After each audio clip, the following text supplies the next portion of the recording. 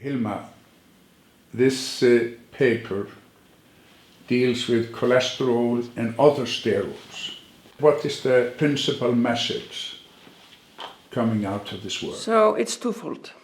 So one is that dietary cholesterol, the cholesterol that we eat, actually affects the levels of the bad cholesterol in blood and thus affects our risk of developing coronary disease, heart attacks, and other related diseases. That's one. And the other is that phytosterols, which are cholesterol-like molecules which are found in plant food, actually also contribute to atherogenesis, or the development of heart attacks. So if we put it in historical context, when I was in medical school, we were told that dietary cholesterol was dangerous. Mm-hmm.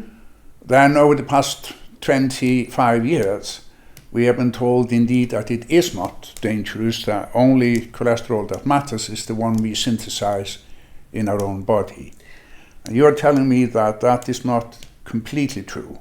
Yes, you're absolutely right. It has been debated a lot in the 10-15 years whether dietary cholesterol actually matters or not. So in the past, most dietary guidelines told us to avoid eating cholesterol in any quantities. But many of those dietary guidelines have moved beyond that in the past years. So I moved into the direction of saying dietary cholesterol doesn't matter really.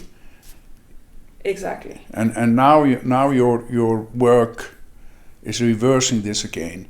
But then there's also this vegetarian cholesterol. You know, when I'm presented with a salad to eat with my food, I am always convinced that it's going to do something good for me. And now you're telling me that even that is not true. Well, not exactly. So we know that phytosterols are found in most plant food. So fruits, vegetables, nuts, seeds, and things of that sort. But that is in very small quantities.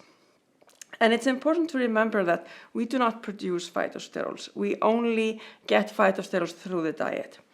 And of the phytosterols that we eat, we only absorb about 5% or so. However, we know, and this is well established, that phytosterols in the diet compete with cholesterol in the diet for absorption. So people have thought, okay, maybe we can decrease the absorption of dietary cholesterol by fortifying food with large quantities of phytosterols. So basically the idea is we absorb cholesterol out of our food. Yes. The mechanism that absorbs cholesterol from the food is the same mechanism that absorbs plant sterols. So if we take in a lot of plant sterols, we can decrease the bad cholesterol in the blood. Exactly.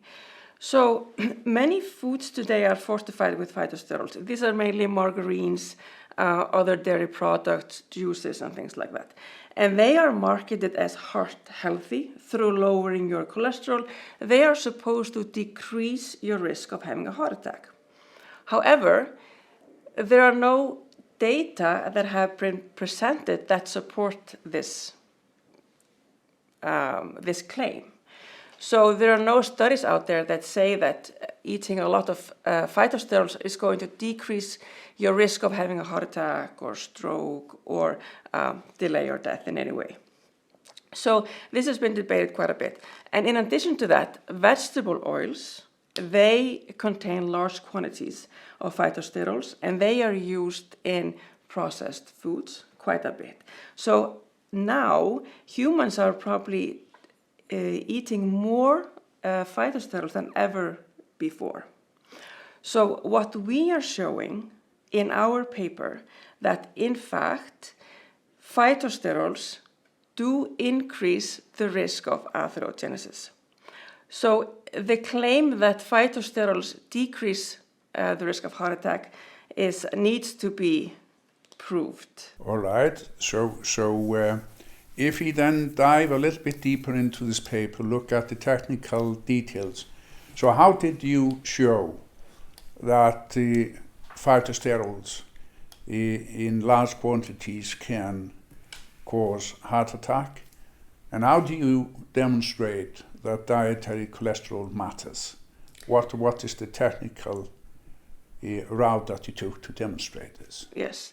So what we did was we examined sequence variants that affect the function of a transporter protein that is called ABCG5/8. And the purpose of this protein is to prevent accumulation of dietary sterols in the body, both cholesterol and phytosterols. So what happens is that when we eat both cholesterol and phytosterols, they go through the intestinal lumen and they are then transported into the bloodstream. But this protein that we were looking at, it is kind of a filter. So it prevents the absorption of about half of the cholesterol and 95% of the phytosterols. So we can show that variations that decrease the function of this protein actually result in increased absorption of dietary cholesterol and increased absorption of phytosterols. So if you carry a sequence variant that decreases the function of this transporter protein, you are going to have more dietary cholesterol and phytosterols in your body. Your bad cholesterol is going to be higher, and your risk of coronary disease, of heart attacks, is going to be higher as well. So this was kind of the basic premise of the study. So basically, there is this pump in the cells that line the gastrointestinal tract. Exactly. That the pump out back into the lumen of the gastrointestinal tract, 95% of the phytosterols, Yes. And about 5% of the cholesterol. 45%. 45% of the cholesterol. Exactly. And when this pump is broken, there is an increase in the bad cholesterol in the blood, and there is increase of the phytosterols in the blood. And the consequence of that is increased risk of heart attack. Exactly. And therefore, it is possible that the increased risk of heart attack is solely due to cholesterol, the bad cholesterol, and the role of the phytosterol is minimal. But how did you separate the two possibilities that the bad cholesterol versus the phytosterols are causing the increased risk? We know the relationship between the level of cholesterol in the blood and the risk of coronary artery disease. So because of that, we could demonstrate that the risk on heart attack conferred by affecting this pump is much greater than expected by the increase in the level of cholesterol alone. So the difference in the risk increase could there be accounted for by the phytosterols.